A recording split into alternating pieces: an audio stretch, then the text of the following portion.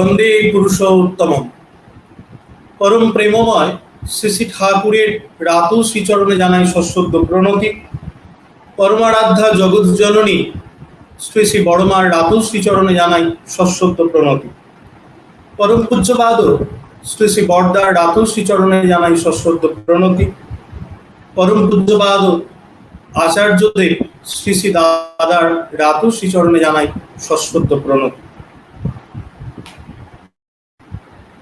দার্জিলিং জেলায় পরম প্রেমময় শ্রী শ্রী ঠাকুর অনুকূল শুভাগমনের শতবর্ষ উদযাপন।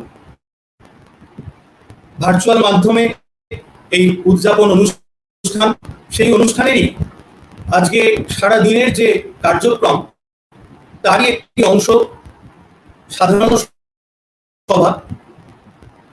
আমরা এখন সবাই মিলিত হয়েছি এই সাধারণ সভা। আমাদের মধ্যে রয়েছেন সৎসঙ্গের তিন বিশিষ্ট ব্যক্তি। আপনাদের সাথে তার পরিচয় করিয়ে দেব। তার আগে আজকের এই যে অনুষ্ঠান, এই যে সাধারণ সভা, সেই সাধারণ সভার কথামুখ হিসেবে কিছু কথা বলে নিতে চাইছি। কথামুখটা শুরুই করতে চাইছি আচার্যদেব শ্রী শ্রী দাদার লেখা একটি গানের। আচার্যদেব শিখছেন, জীবন ওই আজ এসেছেন তোদের দুয়ারে। তিনি আসেন বারবার এই মর্তধামে, তার শুভ আবির্ভাব ঘটে। তিনি মধুস্বভা, তিনি আসেন মানসী তনু ধারণ করে প্রতিটি প্রাণে জীবনামৃত ঢেলে দিতে। চলে তার নিত্য লীলা। তিনি ধারণ পালন পোষণী ব্যগ্রতা নিয়ে অতন্দ্র প্রহরীর মতো চেয়ে থাকেন প্রতিটি জীবনের দিকে। মানুষের জীবনের শ্রেষ্ঠ প্রয়োজন তিনি, তাকে জীবনের চালক রূপে গ্রহণ করা। জীবন বর্ধনার উৎস, বৈশিষ্ট্যপালী আপ্রয়মান তিনি। সেই শ্রী শ্রী ঠাকুরের দার্জিলিং জেলার কার্শিয়াংয়ে শুভাগমন ঘটেছিল 1922 সালে। সেটাকে স্মরণে রেখেই এই ভার্চুয়াল মাধ্যমে তার সেই শুভাগমনের শতবর্ষে উদযাপন অনুষ্ঠান, সেই অনুষ্ঠানের সাধারণ সভা আমরা আমাদের মধ্যে পেয়েছি। পরম প্রেমময় শ্রী শ্রী ঠাকুরের বাণী সাহিত্যের বিশিষ্ট গবেষক শ্রদ্ধেয় শ্রী জীবন চক্রবর্তী দাকে, যিনি পরম প্রেমময় শ্রী শ্রী ঠাকুরের সহপতি ঋত্বিক। এই মুহূর্তে তিনি রয়েছেন সৎসঙ্গ ঠাকুরবাড়ি দেওঘরে। সৎসঙ্গ ঠাকুরবাড়ি দেওঘর থেকে তিনি আমাদের সাথে এখন এই মুহূর্তে উপস্থিত রয়েছে। জয়গুরু জীবনদা। জয়গুরু। জয়গুরু। আমাদের মধ্যে রয়েছেন সৎসঙ্গের সহ সম্পাদক এবং আমাদের সৎসঙ্গের যে হিন্দি মুখপত্র সাততির সম্পাদক শ্রদ্ধেয় শ্রী শিবানন্দ প্রসাদ দা, পরম প্রেমময় শ্রী ঠাকুরের সহপতি ঋত্বিক। শ্রদ্ধেয় শিবানন্দ প্রসাদ দাকে স্বাগত জানাচ্ছি এই সাধারণ সভায়। জয়গুরু শিবানন্দ দা। জয়গুরু। আমাদের মধ্যে রয়েছেন আরেকজন বিশিষ্ট ব্যক্তি, বিশিষ্ট শিক্ষাবিদ, পরম প্রেমময় শ্রী শ্রী ঠাকুরের সহপতি ঋত্বিক, শ্রদ্ধেয় শ্রী বিশ্বজিৎ দেদা। তিনি মুহূর্তে শিলং থেকে আমাদের সাথে এই ভার্চুয়াল জেনারেল মিটিংয়ে উপস্থিত রয়েছেন। জয়গুরু বিশ্বজিৎ দা। জয়গুরু দাদা। জয়গুরু।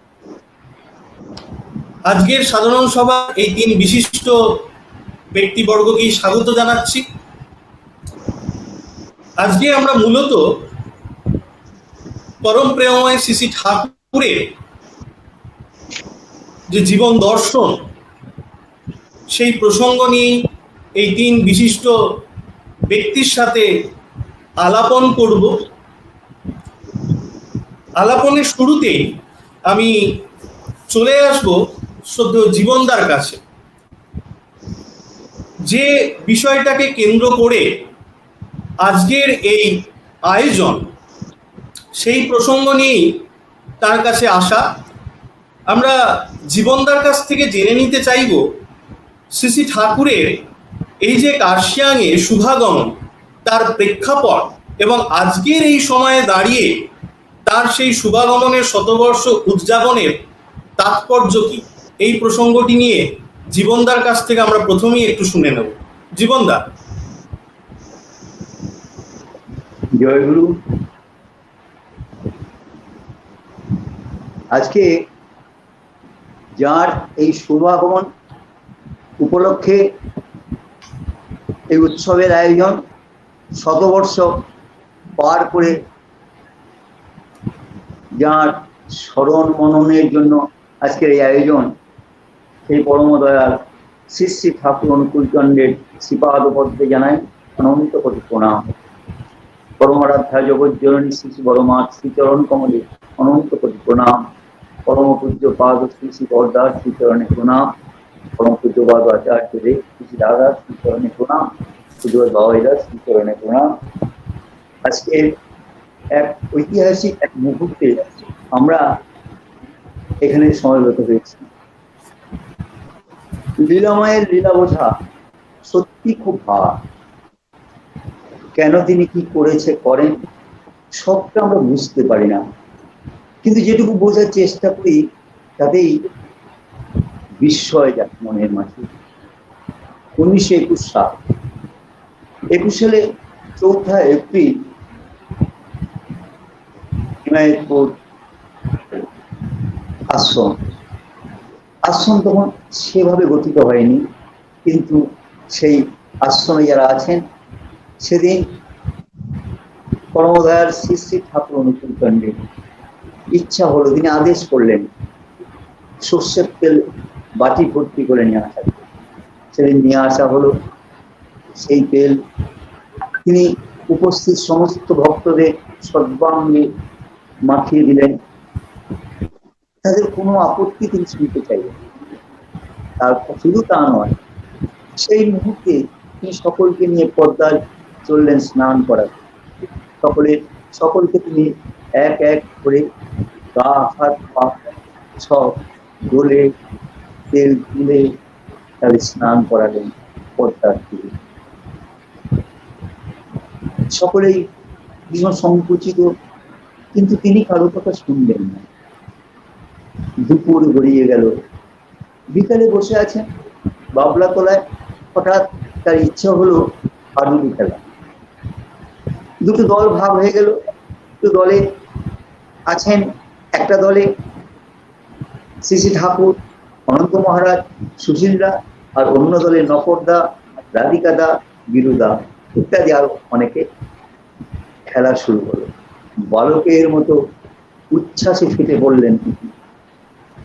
অনেকক্ষণ খেলা চলার পর এই খেলা বন্ধ করে আবার নতুন খেলা।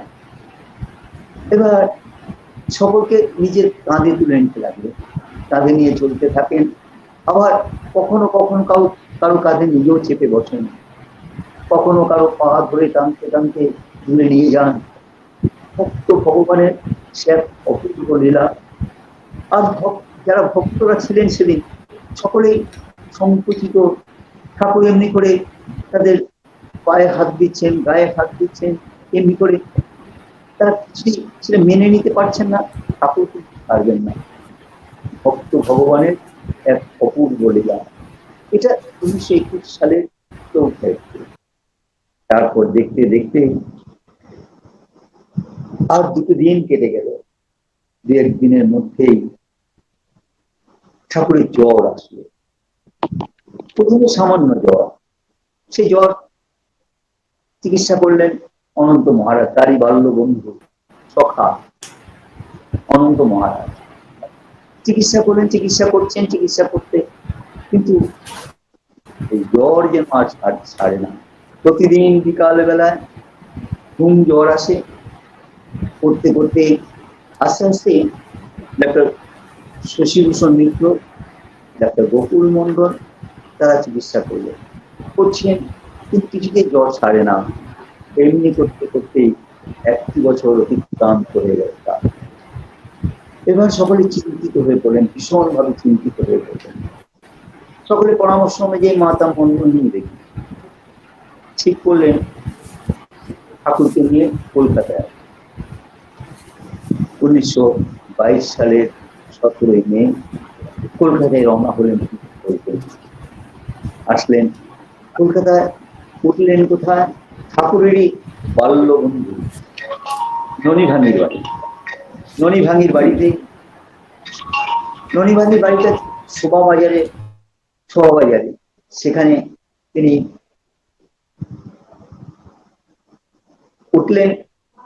শোভাবাজার হাট খোলায় সেই বাড়িতে ননিভাঙি একমাত্র তার অনুরোধে তিনি সেই বাড়িতে উঠলেন। গুরু প্রসাদী লেনের সেই বাড়িতে। ননিভাঙি ভালো নাম প্রমথনাথ সাহা চৌধুরী। এই পাবনায় একসময় এরা খুব ভালো জমিদার ছিলেন, ব্যবসাদার। কোনো কারণে ব্যবসার ক্ষতি হয়, আর তখন প্রমথনাথ সাহা চৌধুরী অর্থাৎ ননিভাঙি ঠাকুরের শরণাপন্ন হন। ঠাকুরের পরামর্শ এবং সাহায্যে তার ব্যবসার পুনরুদ্ধার হয়।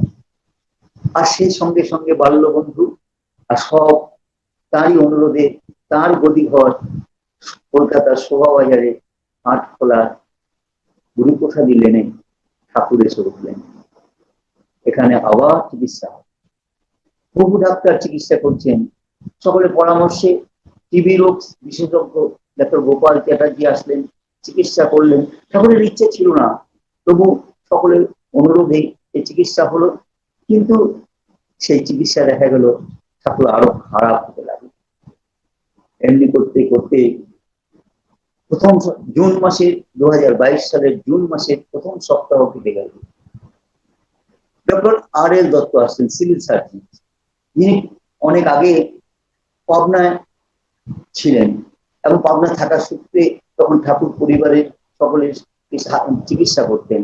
মাতা মনমোহিনী দেবীর সঙ্গে ছিল তার অত্যন্ত ঘনিষ্ঠতা, এবং তারই অনুরোধে doctor RL Dutta civil surgeon আসলেন ঠাকুরকে দেখতে।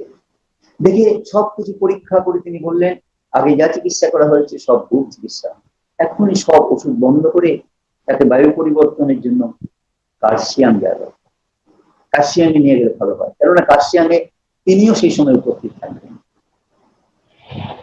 তার পরামর্শ অনুযায়ী তাকে নিয়ে চললেন কার্শিয়াং। কার্শিয়াং জুন মাসের ওই প্রথম সপ্তাহের পরেই রওনা হল। আসলেন, তার সঙ্গে ছিলেন সেদিন জননী মনমোহিনী দেবী, শ্রী শ্রী বড়মা, ভগ্নী পূজনীয় গুরুপ্রসাদী দেবী, শ্রী শ্রী ঠাকুরের মাস্তুত ভাই জ্যোতিষ চক্রবর্তী, শ্রী শ্রী ঠাকুরের জ্যেষ্ঠ পুত্র অমরেন্দ্রনাথ চক্রবর্তী, শ্রী শ্রী বর্দা, অনন্ত মহারাজ, শশধর কর্মকার, প্রমথনাথ সাহা চৌধুরী, ননিভাঙি, ভক্ত কিশোরী মোহন দাস, নিত্য সহচর সেবক নফরচন্দ্র ঘোষ। কিছুদিন পরে এদের সঙ্গে টেলিগ্রাম আসলো, আর সেই টেলিগ্রামে লেখা আছে, ঠাকুর সিরিয়াসলি ইন, স্টার্ট ইমিডিয়েট। সুশীল চন্দ্র বসু। ঠাকুর যখন এই কার্শিয়াং যাত্রা করেন, ঠাকুর মা মনমোহিনী দেবী যখন ঠাকুরকে নিয়ে কার্শিয়াং যাত্রা শুরু করেন, তখন তিনি সমস্ত ব্যবস্থার মধ্যে সেখানে ছিলেন। আসেন বিশেষ কাজের জন্য তিনি কার্শিয়াং সঙ্গে যাননি, ওখান থেকে কলকাতা থেকে তিনি আবার পাবনা হিমায়তপুরে গিয়েছিলেন। হিমায়তপুর থেকে ফিরে এসেছেন, এর মধ্যে এসে এই যখন টেলিগ্রাম পেলেন সঙ্গে সঙ্গে রওনা হলেন সঙ্গে ডাক্তার শশীভূষণ মিত্র এবং ডাক্তার গোকুল মন্ডল। এর মধ্যে ঠাকুর একদিন খুবই অসুস্থ, তারা দেখলেন ভীষণ অসুস্থ। সেদিন বাড়িতে বিশেষ কেউ নেই, শ্রী শ্রী বড় মা, পূজনীয় গুরুপ্রসাদী দেবী আর সকলে, মা মনমোহিনী দেবী গেছেন ডক্টর আরএল দত্তের সঙ্গে কথা বলতে। ভীষণ অবস্থা, আর সেই অবস্থা দেখে তার সর্বাঙ্গে জল ঢালা শুরু হলো। জল ঢালতে ঢালতে একটা সময় ঠাকুর স্বাভাবিক অবস্থায় ফিরে আসছে। কার্শিয়ান দেখতে দেখতে কার্শিয়ানের প্রায় মাসাধিক কাল অতিক্রান্ত হলো। এই মাসাধিক কালের মধ্যে ঠাকুর সেই যে যারা কিশোরীরা বা অন্যান্য যারা এসছেন ভক্তদের পাঠাতেন যাজন কাজে। পার্বত্য অঞ্চলের আদিবাসীদের কাছে, আদিবাসী সম্প্রদায়, বিশেষ করে আদিবাসী সম্প্রদায়, তাদের সঙ্গে নিবিড় সম্পর্ক তৈরি করতে, তাদের জীবনযাত্রা জানতে, কেমন করে তারা জীবন যাপন করেন, কেমন করে তারা থাকেন, আর তাদের কাছে কেমন করে আদর্শের কথা, ঈশ্বর প্রাণতার কথা পৌঁছে দেওয়া যায়। প্রতিদিন তারা যেমন যাজন পরিক্রমা করতেন, তেমনি করে প্রতিদিন কীর্তন বের করতেন। কিশোরীদের নেতৃত্বে সকলকে নিয়ে প্রতিদিন কীর্তন পরিক্রমা করতো, নগর পরিক্রমা করতো। পাশে ছিল পাদ্রীদের গির্জা, আর সেখানে গিয়ে তাদের সঙ্গে কথা হতো, প্রভু যিশুর কথা, ঠাকুরের কথা। আস্তে আস্তে সারা পরিবেশের মধ্যে এক সুন্দর অনুপম দৃশ্যের তৈরি হয়। আস্তে আস্তে মানুষরা যেন আকৃষ্ট হতে শুরু করলেন। সাধারণ মানুষ থেকে আরম্ভ করে বিশিষ্ট মানুষরা যত শুনছেন ঠাকুরের কথা, ঠাকুর এসেছেন আর তাকে দর্শনের জন্য, তার সঙ্গে কথা বলার জন্য, সেই অবস্থায় দাঁড়িয়ে সাজিয়েছিলেন। ঠাকুর অসুস্থ, তার চিকিৎসা চলছে, এটা আমরা বাহ্যিক চোখে দেখছি, কিন্তু তিনি এই সময়ের মধ্যে ওই অঞ্চলের সকল মানুষের সঙ্গে এক সম্পর্ক তৈরি করেন। সকল মানুষ আস্তে আস্তে ঠাকুরের কথা জানতে পারলো, তারা বুঝতে পারলো। আর সেখানে এই যে বাদীদের গির্জায় যাওয়া, সেখানে যে প্রভু যিশু সম্বন্ধে ঠাকুর যেসব কথা বলেছেন, সেসব কথা শুনে বাদীরা অবাক হয়ে গেলেন, তারা উৎসাহিত হলেন, তারা কাছে আসলেন। আর ওই যে আশেপাশে অন্যান্য মানুষের সঙ্গে সঙ্গে আদিবাসী সম্প্রদায় যারা ছিলেন, তারা কাছে আসতে লাগলেন, তারা কীর্তন শুনতে লাগলেন, ঠাকুরকে দর্শন করলেন, ঠাকুরের সঙ্গে কথা বলতে লাগলেন, তাদের দুঃখ কষ্টের কথা ঠাকুরকে নিবেদন করতে লাগলেন। অসুবিধা সত্ত্বেও, শারীরিক অসুবিধা সত্ত্বেও ঠাকুর সেসব মানুষের কথা শুনতে লাগলেন। আস্তে আস্তে আমরা সেই দিন, সেই 1922 সালে জুন মাসে ঠাকুরের শুভাগমনকে কেন্দ্র করে আজকে এই ভার্চুয়াল উৎসবের আয়োজন আচার্যদের কিছু দাদা নিতেছি। কেননা এখন আর আমরা একসঙ্গে বসে উৎসব করার মতো পরিস্থিতি নাই। চারিদিকে মহামারীর তাণ্ডব, আর সমস্ত নিয়ম কানুন মেনে আমরা যাতে ঠাকুরের এই শুভাগমনকে উদযাপন করতে পারি, সেই জন্য আচার্যদের কিছু দাদার নির্দেশে আয়োজন। এই আয়োজনে সামিল হতে পারে ভালো লাগছে। তাৎপর্য বলতে গিয়ে অবাক লাগছে, সেদিন যদি ঠাকুর ওই স্থানে না যেতেন, তাহলে ওইখানকার যে ওই পার্বত্য অঞ্চলের মানুষ, তার শুভাগমন বার্তা, জীবনযাত্রার পরিবর্তনের বার্তা, ভালো থাকার বার্তা কিছুতেই হয়তো শুনতে আরো অনেক অনেক দেরি হয়েছিল। ঠাকুর স্বয়ং তাদের কাছে এসে হাজির হলেন ভক্তদের। জয়।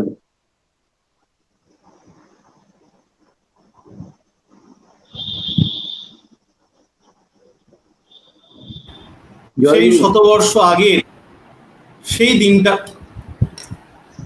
দিনটার কথা, শতবর্ষ আগের সেই দিনের একটা ছবি আমাদের সামনে তুলে ধরলেন শ্রদ্ধেয় জীবনদা। এবং আজকের এই সময়ে দাঁড়িয়ে আচার্যদের শ্রী শ্রী দাদার আশীর্বাদে সেই দিনের স্মরণ উদযাপন হচ্ছে। ধন্যবাদ জীবনদাকে। আমরা এখন চলে যাব শ্রদ্ধেয় শিবানন্দ প্রসাদদার কাছে। শ্রদ্ধেয় শিবানন্দ প্রসাদদার কাছে তার কাছ থেকে আমরা জেনে নেব সৎসঙ্গের লক্ষ্য কি, এই সময়ে দাঁড়িয়ে সৎসঙ্গ আন্দোলনের গুরুত্ব কি, এই কথাটা আমরা শ্রদ্ধেয় শিবানন্দ প্রসাদদার কাছ থেকে জেনে নেব। আমি দাদাকে অনুরোধ করছি বলার জন্য। দাদা যদি হিন্দিতে বলেন, দাদার কাছে এই অনুরোধ রইল।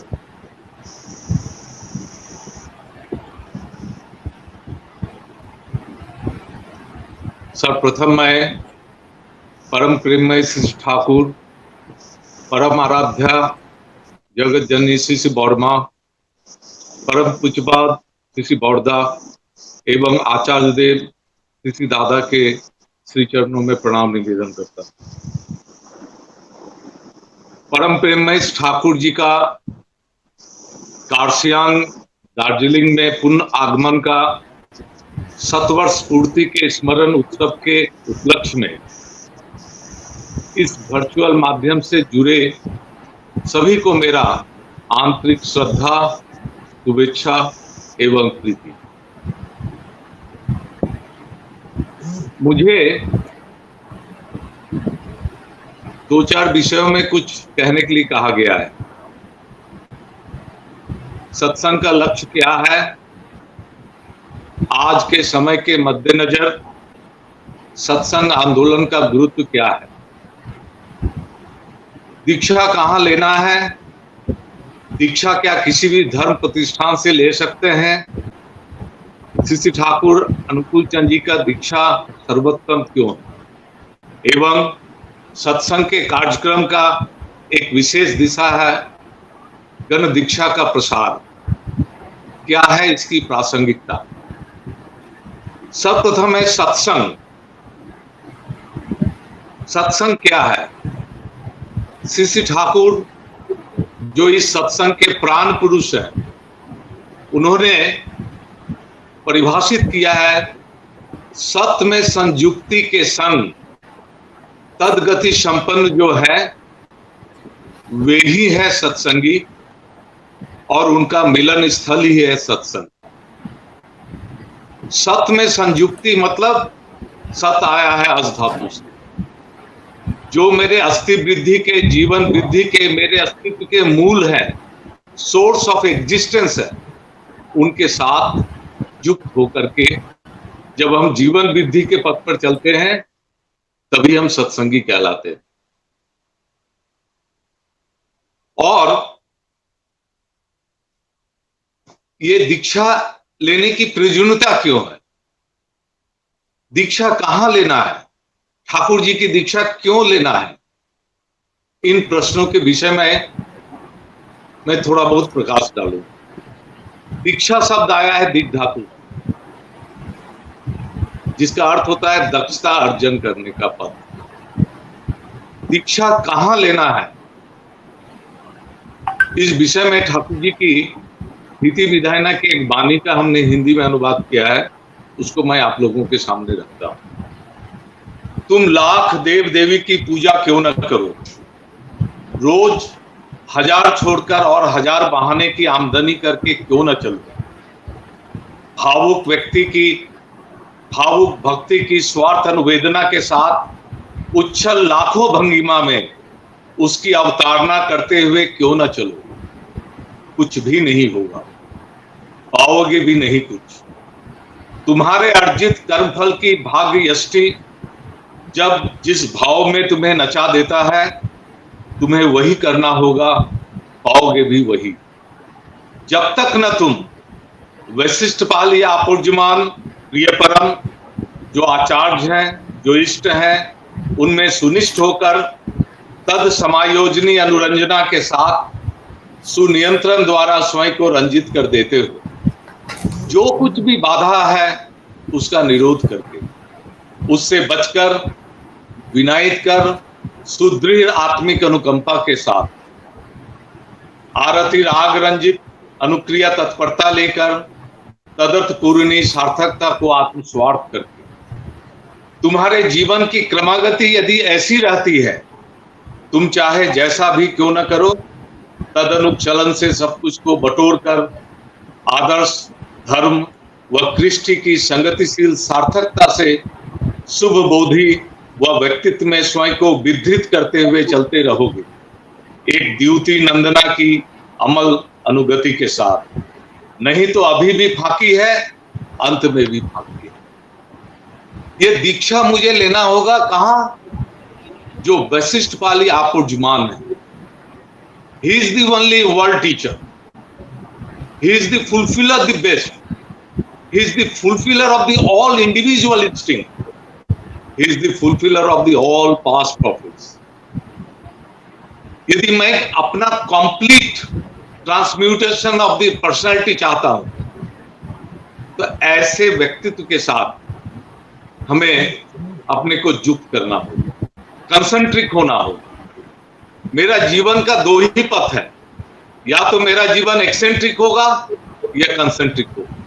यदि मेरे जीवन में लिविंग आइडियल रहेंगे तो मेरा जीवन कंसेंट्रिक होगा, और मेरे जीवन में यदि लिविंग आइडियल नहीं रहेंगे तो मैं एक्सेंट्रिक रहूंगा, मेरा कॉम्प्लेक्स ही मुझे ड्राइव करेगा।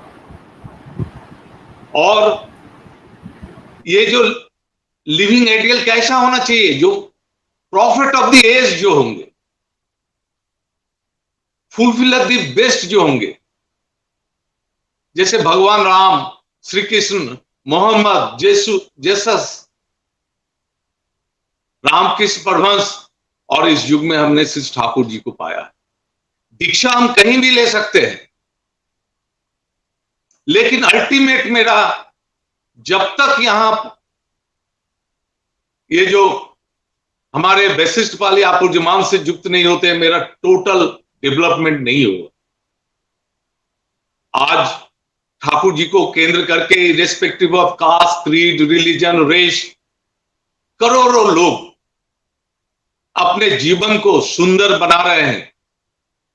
लाखों रत्नाकर वाल्मीकि में परिणत हो रहे हैं। अब सिर्फ बोलने की जरूरत नहीं है, लिविंग डिमोन्स्ट्रेशन है हम लोगों के सामने। श्री ठाकुर जी को केंद्र करके ये जो सत्संग जगत जिस तरह से इवॉल्व हो रहा है, ठाकुर जी कहते हैं मैं तत्वतः था हूं रहूंगा, सत्वतः था हूं रहूंगा। More than 80,000 pages of literatures, उसको अनफोल्ड करने से मेरा जीवन का जो भी समस्या क्यों ना हो, उसको ठाकुर जी ने रिवील किया है, उसका समाधान दिया है। और सत्वतः ये जो आचार्य परंपरा हम लोग देख रहे हैं, परम पूज्यपाद श्री श्री बड़ौदा आचार्य देव श्री श्री दादा के माध्यम से ये करोड़ों लोग जिस तरह से एक आदेश में चल रहे हैं, ऐसा कोई दृष्टांत पूरा दुनिया में नहीं। ये साफ कहता है, ये साफ दर्शाता है मैं किनके अधीन हूं। प्रत्येक सत्ता, लिविंग बीइंग को ऐसा एसोसिएशन की जरूरत है। Shri Thakur is this cause of existence, is this source of life and growth. ये जो कर्सियांग में वो जो कुछ दिन बिताए हैं, ये मेरे लिए तीर्थ स्थल है। इसका एक एक हवा, पानी, वृक्ष का मैं ऋणी हूं जो मेरे प्रिय परम का स्पर्श पाया है। सदियों तक, अनंत काल तक लोग इस कर्सियांग को तीर्थ स्थल मान करके यहां आएंगे, चार्ज होकर के जाएंगे। पुरुषोत्तम की स्मृति को जीवंत रखना, हमारे जीवन के बचने बढ़ने के जो कारण है उनको जीवंत रखना बहुत जरूरी है। आज आचार्य देव श्री श्री दादा की प्रेरणा से ये जो 7 वर्ष हम लोग वर्तमान कोरोना की परिस्थिति के कारण वर्चुअल मीडियम से हम लोग ये मना रहे हैं, जब ये बंधन हम लोगों का कट जाएगा, लोग वहां उस जगह को दर्शन करने आएंगे। तीर्थ का मतलब होता है जहां ग्रंथन करने से हमारे ग्रंथियों का मोचन होता है। जो स्पर्श से, जहां दर्शन से, जो बोध करने से श्री ठाकुर मेरे अंदर जीवंत रहते हैं। हम लोगों का जीवन का साधना है ठाकुर जी को प्रेम करना, और ठाकुर जी को प्रेम करने का माध्यम है उनको जीवंत बनाए रखना। और उनको जीवंत बनाए रखने के लिए उनकी स्मृतियों में उनको जीवंत रूप से दर्शन करना। इसीलिए ये प्रत्येक जो लिविंग बीइंग है, जो आज ठाकुर जी दीक्षित है, जो आज नहीं भी है, वो भी एक ना एक दिन ठाकुर जी को पकड़ेंगे फॉर देयर एग्जिस्टेंस से, फॉर बीइंग एंड बिकमिंग। ये रियलाइजेशन जो लोग ठाकुर जी से युक्त हुए हैं वो जानते हैं। सत्संग का उद्देश्य क्या, आंदोलन क्या, इस विषय में मुझे कहा गया बोलने के लिए। एक शब्द में सत्संग का आंदोलन है मैन मेकिंग। मैन मेकिंग का मतलब उसका बेसिक 3 पिलर्स है। ठाकुर जी ने कहा है दीक्षा, शिक्षा और विवाह। Initiation, education and genetic compatible marriage.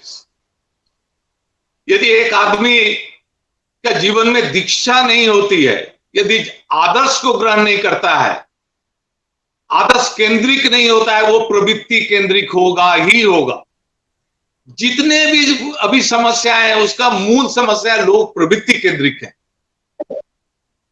और प्रवृत्ति केंद्रिक जब तक रहेंगे तब तक रहेंगे जब तक ना उनका जीवन में एक आदर्श होगा, जब तक ना वो आदर्श उसका अनुराग का केंद्र बनेंगे। हम लोग देखे हैं श्री श्री ठाकुर जी के जीवन, जब सशरीर धारण किए हैं, अभी भी ठाकुर से युक्त होकर के, आचार्य देव से युक्त होकर के कितने लोग का जीवन टोटली ट्रांसफॉर्म हो गया है। वो अब कोई छुपी नहीं है, पूरे भारतवर्ष बहिर्भारत के लोग भी देख रहे हैं। यहां कोई स्लोगन देने की जरूरत नहीं होती है। हजारों हजार लोग सिगरेट पीना, ड्रिंक करना छोड़ा। श्री बौद्धा बोलते थे मुझे अच्छा नहीं लगता है, अपने जीवन को तुम परमपिता के दिए हुए जीवन को नष्ट करोगे, और लोग छोड़ दिए। आज जो डॉक्टर जीवनदा आपके सामने बोल रहे हैं, उनका जीवन का वृत्तांत सुनेंगे आप आश्चर्यचकित होंगे। हमने जो वाणी में हम लोग जो कबीरदास की पंगु गिरी लोंगिलो रे, उन्होंने उसको जीवंत करके रखा है। ऐसा अनगिनत उदाहरण। ये जो मैन मेकिंग है, it is just not a slogan, it is in process. और उसका प्रोसेस का प्रथम एस्पेक्ट है दीक्षा। सेकेंड एस्पेक्ट है एजुकेशन। एजुकेशन माने to transform the instinct into reality by means of ideal. आदर्श केंद्रित होकर के मेरा जो जैविक संपद, मेरा जो वैशिष्ट है, उसको स्फुरित करना। और जेनेटिक कॉम्पेटिबिलिटी मैरिज के कोड्स को मानते हुए गुड प्रोजेनी कैसा होगा, इस पर ठाकुर जी ने जोर दिया है। ये 3 एस्पेक्ट्स को लेकर के सत्संग जो आज इस रूप में पढ़ रहा है, इसीलिए ठाकुर जी को जीवंत बोध करना होगा। Ideology or ism cannot drive a person. Attachment towards a personality in whom ism is manifested, that drives a person. ये जो ठाकुर जी जो आइडियोलॉजी दिए हैं, उसका जो जीवंत विभव, लिविंग पोटेंशियल हम लोग आचार्य देव श्री दादा में देख रहे हैं। जो लोग भी उनका दर्शन कर रहे हैं, जो लोग भी उनका संग कर रहे हैं, जो लोग भी उनके आदेश में चल रहे हैं, उनका जीवन सर्वांगीण रूप से सुंदर हो रहा है। उनका व्यक्तिगत जीवन, पारिवारिक जीवन, सामाजिक जीवन और राष्ट्रीय जीवन भी सुंदर हो रहा है। इसीलिए हमें बहुत सावधान होना है दीक्षा कहां लेना है। और दीक्षा लेने के बाद शिक्षा ग्रहण करते हुए हमें ऐसा ढंग से चलना है कि मेरा जीवन सार्थक हो, मेरा जीवन सुंदर बने, परिवेश का जीवन सुंदर बने। और इन सब के मूल में चाहिए श्री ठाकुर के प्रति अनुरक्ति। और ठाकुर के प्रति अनुरक्ति रखने के लिए उनकी स्मृति को जीवंत बना के रखना। वो जो करने से खुश होते हैं, और इसको कैसे बोध करेंगे, जो करने से आचार्य देव खुश होते हैं। इस कर्म धारा के माध्यम से हम लोगों को आज कार्शियांग, जो दार्जिलिंग में स्थित कार्शियांग जगह है, उस तीर्थ स्थल को जीवंत बनाए रखना है। परम दयाल की लीला भूमि का वो जो एक साक्षी बना है, उसको अनुभव करना है, उसके आनंद में अपने को लीन कर लेना है। मैं परमपिता के रातुल चरणों में आप सबों की सर्वांगीण मंगल की प्रार्थना करता हूं। जय गुरु।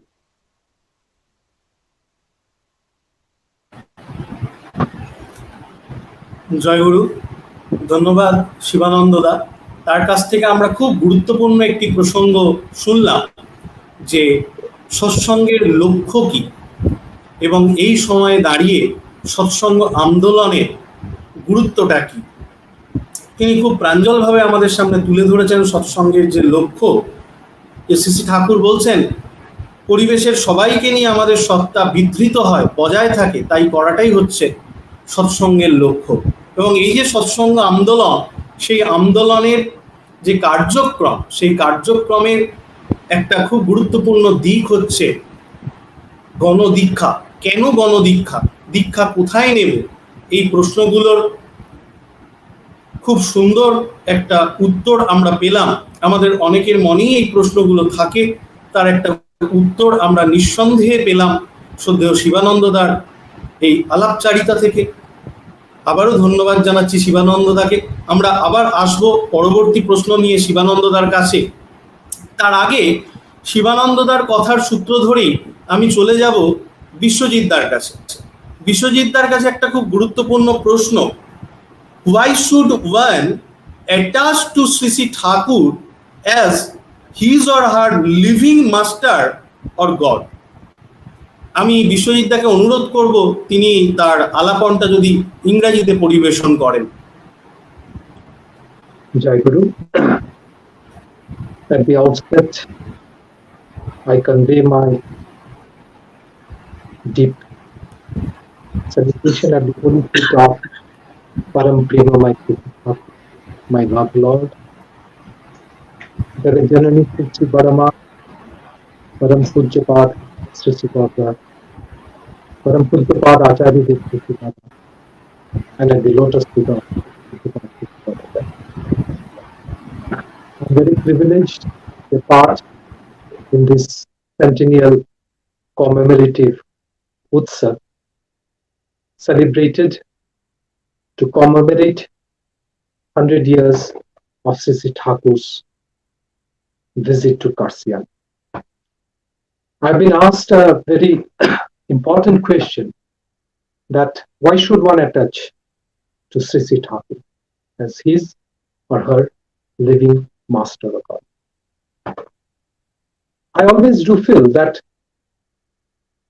studying the different scriptures of all the great religious leaders in this world, Sri Sri Thakur's track is unique, as all the other tracks got culminated here. Like all the tributaries, they meet the rivers meet the mighty ocean. Similarly, all the tracks immersed in the philosophy of Sri Sri Thakur.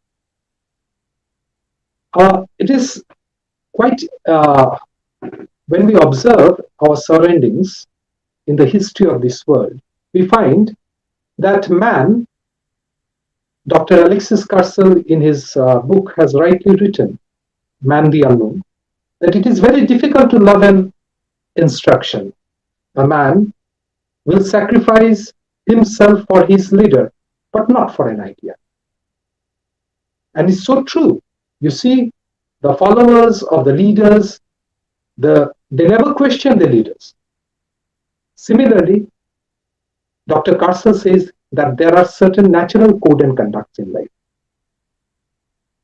These code and conducts, if observed, man can feel the existential impulse and he can have a better being and becoming. Dr. Carcel says that man cannot follow these code and conducts enthusiastically unless and until he considers that these code and conducts are the commands of his personal God. Being initiated to Sri Sri Thakur, and in my 3 decades of association in the movement of satsang, it has been found, I have seen, though I am not fortunate to see Sri Sri Thakur in flesh and blood, but seeing Sri Sri Bharda right from the childhood, Pujyapad Sri Sri Dada, Pujyapad Sri Sri Bavaida, Pujaniya Sri Sri Avinda, and all the members of the Guru family, one thing it comes out that their practice and their preaching are in tune. So Dr. Karsal says, to love any instruction, we need someone whom we can consider that he is our personal God. And that is why I would like to say each and everyone that time is too high. You'll never find with all these perfections a man living at this age who is the best specimen of man. This is why I feel that one should attach to Sri Thakur, because Thakur's philosophy is a philosophy which all the philosophies of the world of being and becoming, we have to be very particular about being and becoming, because without existence, without the blooming of the existence, whatever revolution may be there in this world, it does not carry any meaning. So that is why one should attach to the latest edition of the Redeemer of the age, whom we call Purushottam. Thank you. Jai Guru.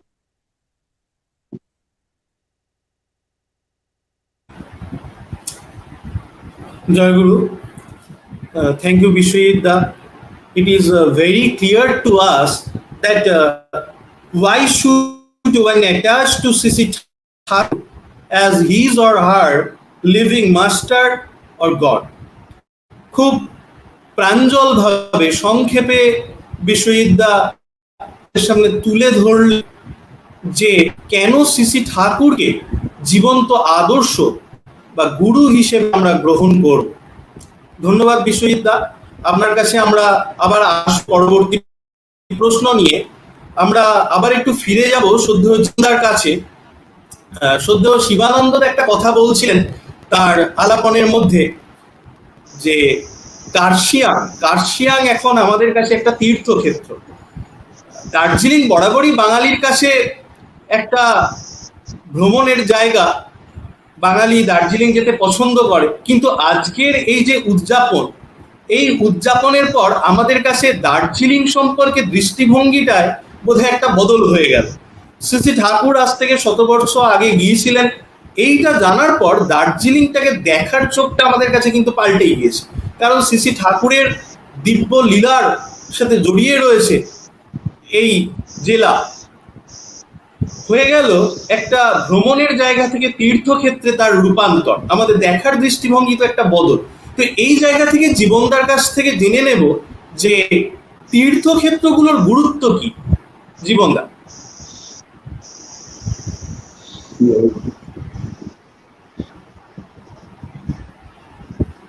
আমরা সাধারণত তীর্থক্ষেত্রে যাই মনে গ্লানি মুছতে।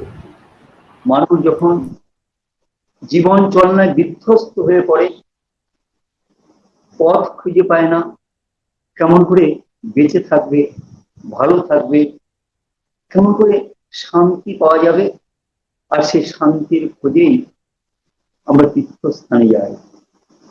ঠাকুর একটা অদ্ভুত ব্যাখ্যা দিয়েছেন। ঠাকুর বলেন, যেখানে গমন করলে মনের গ্রন্থির মোচন বা সমাধান হয় তাই তীর্থ। যেখানে গেলে এই যে গ্রন্থি, মনের যে চিন্তা জটিলতা, মনের যে চিন্তার যে জটিলতা দূর হয়ে মানুষ সহজ সরল জীবনের সন্ধান পায়, শান্তি পায়, সেখানে মানুষ যেতে চায়। তীর্থক্ষেত্রগুলি এইভাবেই তৈরি হয়েছে। সারা পৃথিবীর তীর্থক্ষেত্রের কথা বলতে গেলে বা ভারতবর্ষের তীর্থক্ষেত্রের কথা বলতে গেলে সমস্ত তীর্থক্ষেত্রগুলির গুরুত্বই হচ্ছে যে সেখানে যখন নাকি অবতার পুরুষ বা কোনো মহাপুরুষ আসেন এবং তার লীলা করেন, তার স্পর্শে যখন সেই জায়গা পবিত্র হয়ে ওঠে, আর সেই পবিত্রতার সৌরভ নেওয়ার জন্যই ভক্তরা ছুটে আসেন। আজকে কার্শিয়াং সম্বন্ধে বলছিলাম, কার্শিয়াং তৈল শহর, কিন্তু আমরা দেখছি 1922 সালে ঠাকুর জুন মাসে যেমন এসেছেন, 1925 সালে এখানে এসেছিলেন দেশবন্ধু চিত্তরঞ্জন দাস। সেটা মে মাসে তিনি আসলেন, শুধু আসলেন, দার্জিলিং এ থাকলেন এবং এই সময় তিনি এই দার্জিলিং আসার আগেই কলকাতায় তিনি শ্রী শ্রী ঠাকুরের দীক্ষা গ্রহণ করেছেন। তারপর হিমায়তপুর আশ্রমে আসলেন। হিমায়তপুর আশ্রমে ঠাকুরের পূর্ণ সান্নিধ্যে কয়েকদিন কাটিয়ে তারপর ডাক্তারের পরামর্শ মতো দার্জিলিং আসেন। কিন্তু ওই যে ঠাকুরের সঙ্গ, সেইটা তার মনের মধ্যে আলোড়ন তুলেছে। ঠাকুরের সঙ্গে আলাপাচারিতা, ঠাকুরের সঙ্গ করা, আর সেই তার যে অনুরণন আমরা দেখতে পাই এই দার্জিলিং শহরে বসেই দেশবন্ধু চিত্তরঞ্জন দেশনাদাদের লিখছেন, মহাত্মা গান্ধীকে চিঠি লিখছেন। আপনি একবার হিমায়তপুর আশ্রমে ঠাকুর সান্নিধ্যে যাবেন। আমি তার সংস্পর্শে গিয়ে চিন্তার পরিবর্তন ঘটেছে। আমি জীবনের অর্থ খুঁজে পেয়েছি, এই সংসারে বেঁচে থাকার অর্থ খুঁজে পেয়েছি। আমার ধারণা তার চিন্তাগুলি যদি আমরা গ্রহণ করতে পারি, আমাদের জীবনে পরিবর্তন হয়। শুরু হলো একবার এই 22 সালে মনে হয়েছিল ঠাকুর কথা শুধুমাত্র সাধারণ চোখে দেখতে গেলে তিনি এসেছিলেন শুধুমাত্র রোগ সারানোর জন্য। 25 সালেই আমরা দেখতে পাই, 1925 সালেই আমরা দেখতে পাই দেশবন্ধুর চিন্তা থেকে কেমন করে তিনি যে যা চেয়েছিলেন সেটা কেমন করে সকলের মধ্যে ছড়িয়ে পড়েছে। আর এমনি করে সমস্ত যত তীর্থস্থান, তীর্থে যাওয়ার সঙ্গে সঙ্গে আমাদের জীবনযাত্রা পরিবর্তিত। সেখানকার যে শৃঙ্খলা, সেখানকার ভক্তির পরিবেশ, সব নিয়ে আমাদের এক মনের মধ্যে অনুরণন চলে।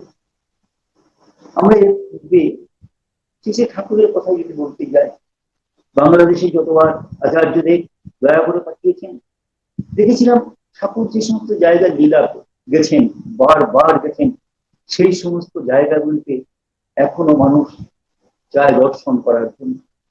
কুষ্টিয়ার একদম রাস্তার উপরে, ন্যাশনাল রোডের উপরে ঠাকুর যে বাড়িতে নাম হাসপাতাল করেছিলেন, সেই বাড়িটা এখনো অক্ষুণ্ণ আছে। সেই বাড়ি থেকে অদ্ভুত ভাবে শুনেছিলাম ঠাকুরের লীলা মাহাত্ম্যের কথা। বহু মানুষ প্রতিদিন দর্শন করতে আসেন। ঠাকুর এখানে মানুষ বাঁচানোর যে ক্রিয়া শুরু করেছিলেন এই নাম হাসপাতাল, সেখানে সেদিন কথা বলতে বলতে বাড়ির মালিক মিস্টার আগরওয়াল বাড়ির সকলকে নিয়ে সেদিন দীক্ষা গ্রহণ করেন আর বলেন, আমরা পুণ্যবান, এখানে কত মানুষ আসে ঠাকুরের লীলা স্পর্শ নিতে। আজ কাশিয়াম তীর্থস্থান, এমনই তীর্থস্থান যেখানে গমনের সঙ্গে সঙ্গে মানুষের মনের জটিলতা দূর হয়ে সহজ সরল সুন্দর জীবনের সন্ধান করে। তীর্থস্থানে ঘুরি, সব তীর্থস্থানে এই উদ্দেশ্যে তৈরি করা, আর সেটা যত ঠিকভাবে পালন করা যায় ততই সার্থক হয়ে ওঠে। আমরা কলকাতায় দেখেছি, কলকাতায় ঘুরতে ঘুরতে ঠাকুর কলকাতায় বহুবার এসেছেন। যে সমস্ত বাড়িগুলিতে ছিলেন এ পর্যন্ত প্রায় আমরা 20টা বাড়ি আবিষ্কার করেছি, যে বাড়িতে ঠাকুর কখনো কখনো এসে থেকেছেন, কখনো রাত্রি যাপন করেছেন, কয়েকদিন থেকেছেন, কখনো শুধুমাত্র একবার হয়তো এসেছেন। তিনি প্রায় 20টা বাড়ি আমরা আবিষ্কার করেছি। সেই বাড়িগুলিতে গেলে এখন ভাবতে অবাক লাগে কত কষ্ট করে তিনি সেখানে থেকেছেন শুধু মানুষের জন্য, মানুষের কাছে যেন তার এই বার্তা, তার আগমন বার্তা যেন সব পৌঁছে যায়। আর ভবিষ্যতে সমস্ত জায়গাগুলি আমাদের পূর্বাপর যে সমস্ত তীর্থস্থান গড়ে উঠেছে, গড়ে উঠবে। আমাদের খুব প্রাসঙ্গিক ভাবে একটা কথা বলতে ইচ্ছে করে, শ্রী শ্রী ঠাকুরের মহাপুরাণের পর শ্রী শ্রী বরদা বেরিয়েছিলেন ভারত ভ্রমণে, ভারতের বিভিন্ন প্রান্তে। তখন না ছিল কোনো কেন্দ্র, মন্দির, আচার্য ভবন বা গেস্ট হাউস। তিনি কষ্ট করে, বহু কষ্ট করে তিনি বিভিন্ন জায়গা থেকেছেন, আর ঠাকুরের দয়ার কথা মানুষের কাছে প্রকাশ করেছেন। যেখানে যেখানে তিনি গিয়েছিলেন এত কষ্ট করে, আজ সে সমস্ত জায়গাগুলিতে কেন্দ্র মন্দির তৈরি হয়েছে। হাজার হাজার ভক্ত সেই সমস্ত কেন্দ্র মন্দিরে এসে মানসিক শান্তি পায়। এমনি করেই আমাদের যত তীর্থস্থান, সব তীর্থস্থান গড়ে উঠেছে। তীর্থস্থানের গুরুত্বই হচ্ছে মানসিক মিলন, মনের পরিবর্তন, মনের শান্তি। জয় গুরু।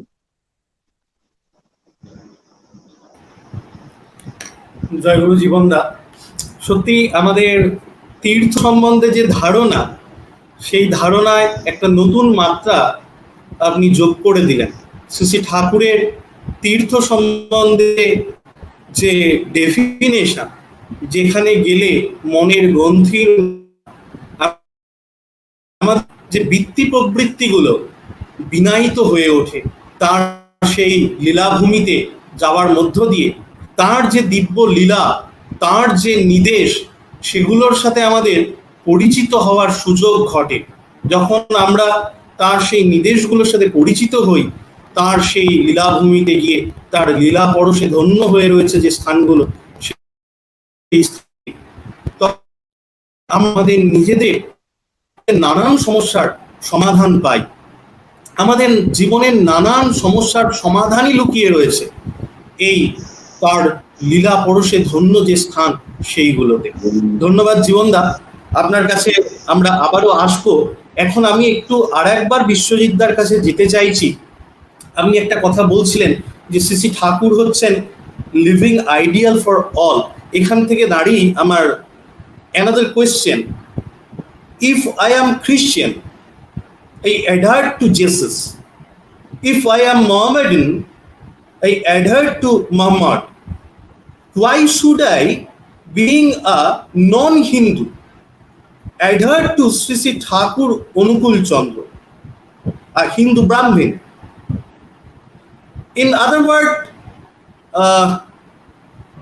we can say, how can we define him as a living ideal for all? Over to you, Vishwajit. Yes, a very relevant question to the first question. So, first and foremost, Sri Thakur himself, in his holy book, the Sattanashwaram, he has said that according to me, Hinduism, Mohammedanism, Jainism, Buddhism, these are all opinions. And there is no clashes in these opinions. All these opinions, they converge to one point, that is towards the being and becoming of all that exist. Now, you see, the Son of God, whether Jesus, Muhammad, Buddha, etc., they were all born in different communities, in different parts of the world.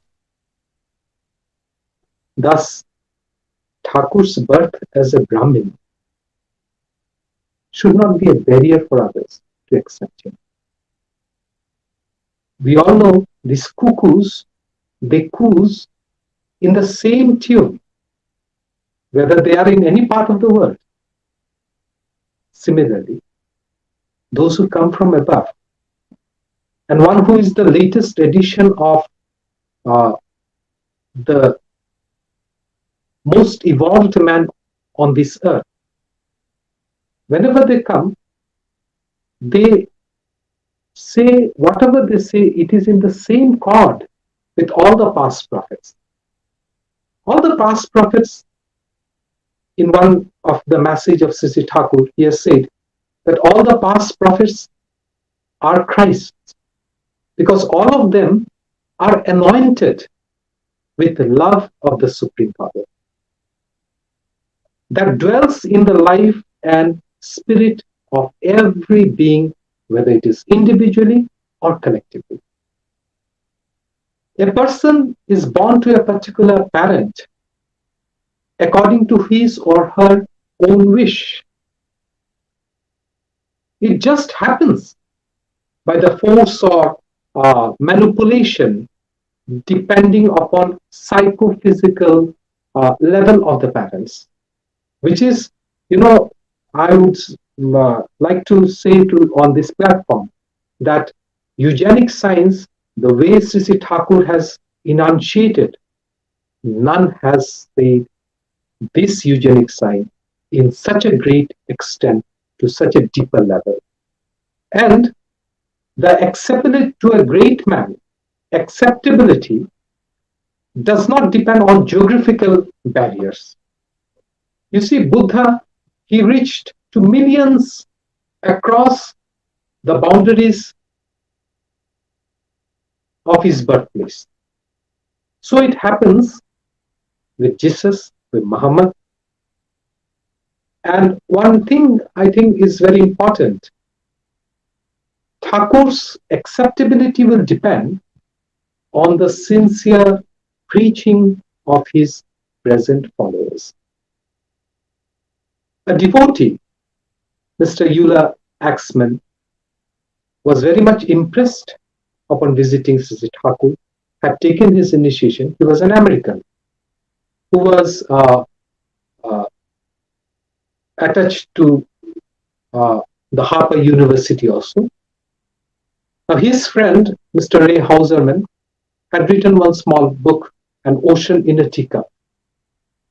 And he had presented that book to Euler Axman.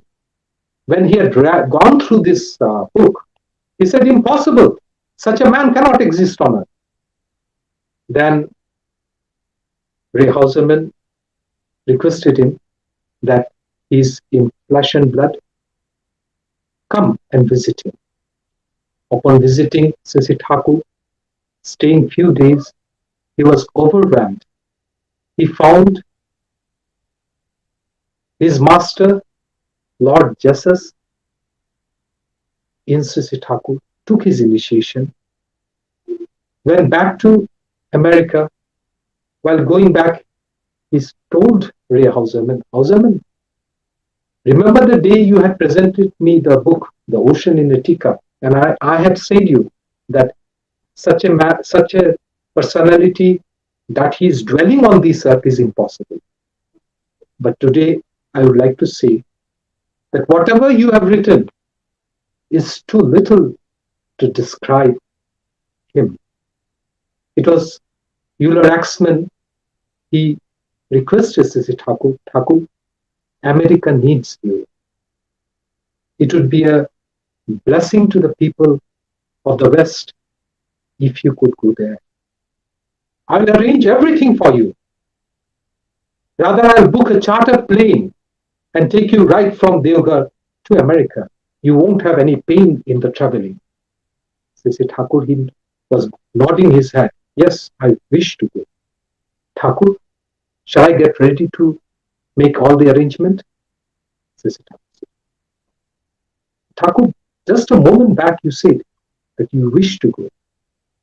Then Thakur said, yes, Axman, I wish that you carry me in your mind and spirit and establish the philosophy of being and becoming to the people who are also the son of the Supreme God. So you see, this is why whether he is born to a Brahmin family is immaterial. And a Christian should first love Christ and through him should adhere to the latest prophet. A Mohammedan also should first love and adhere to Hazrat Muhammad and then adhere to the latest edition. If I'm not wrong, in the Quran, there is a in one place Muhammad had said that if I come in Africa amongst a tribe, then you have to accept me. So you see, to love or adhere to a prophet, to love or to adhere to a prophet is to understand him as he was. The problem is that we must not distort his views according to our convenience. And today in satsang, we are very fortunate. It is our blessings upon the entire mankind that we are having the exact philosophy upholded by Sisi Thakur as it is, because we are having someone who has imbibed in his character Sisi Thakur, and Sisi Thakur is living in him. That is Pujyapad Acharya Sri Bor Dada. And how to worship the divine, that too also has to be learned. Because mere reading or mere imagination, a living idol also, cannot make one possible to inculcate his sayings in his character. We need such a person whom we should love and surrender. And to the best of my knowledge, to the best of each and every satsangi's knowledge, if you see Reverend Pujyapad Sri Babaida, the way he worships Acharya, the living idol, that is one of the greatest necessity in this pandemic when the whole world was rejoicing. Corona is gone. Satsang stood standstill. I remember a day a fellow friend of mine was asking Pujyapad Babaida, Dada, every organization, they have opened the doors. What about satsang? He said, time is not right now. So that is why we all people, we may belong to different sect, different religion, we may have different philosophy, but the ultimate philosophy of the existential theory, which has been enunciated by Sisi Thakur, is today the elixir of life. So I do welcome each and everyone to come and get associated. And only by getting associated, you can develop the love, respect, and understand, realize that he is the Redeemer of the age. Thank you.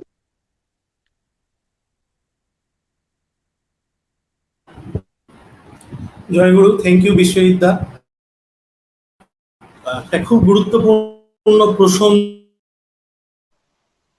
আমি একজন খ্রিস্টান, বা আমি একজন মুসলমান, আমি একজন বৌদ্ধ, আমি যে মতামত হই না কেন, আমার কাছে কেন শ্রী ঠাকুর অনুকূল চন্দ্র জীবন্ত আদর্শ, কেন তাকে গ্রহণ করব, সেই প্রশ্নের একটা খুব প্রাঞ্জল জবাব আমরা বিশ্বজিৎদার কাছ থেকে পেলাম।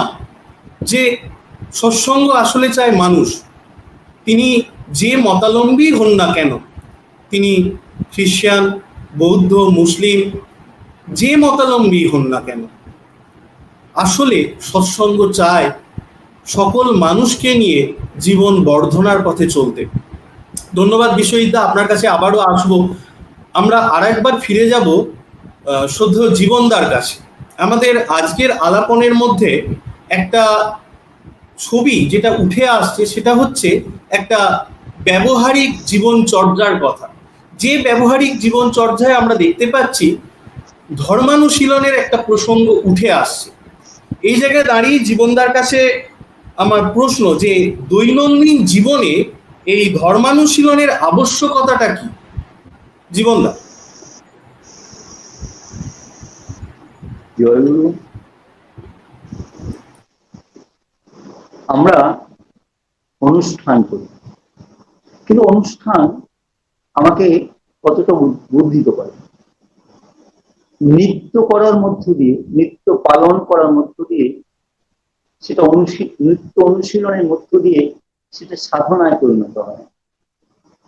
নৃত্যকার যখন আমি তার অনুশীলন করতে থাকি, ধর্মানুশীলন করতে থাকি, সেটা আমার কাছে সাধনা হয়ে যায়। আস্তে আস্তে আমার জীবন শৃঙ্খলিত হয়, সুন্দর হয়ে ওঠে। ঠাকুর বলেন, যে আচরণ বাক্য কর্ম বাঁচাবার উৎস হয়, তাকে জানিস ধর্ম বলে, নইলে ধর্ম কিছুই নয়। এই যে আচরণগুলি পালন করার মধ্য দিয়ে আমার জীবন সুন্দর হয়ে ওঠে, পবিত্র হয়ে ওঠে, সকলের কাছে গ্রহণযোগ্য হয়ে ওঠে, সেই আচরণ পালন করে। ঠাকুর যে যজন যাজন স্তবস্তুতির কথা বলেন, নিত্য পালন করার কথা। আমি যখন নিত্য পালন করি তখন বললাম সেটা সাধনা, সাধনার পর্যায়ে গিয়ে পৌঁছায়। আর আমি যখন একদিন বৃহৎ আকারে সেটা করি, সেটা অনুষ্ঠান।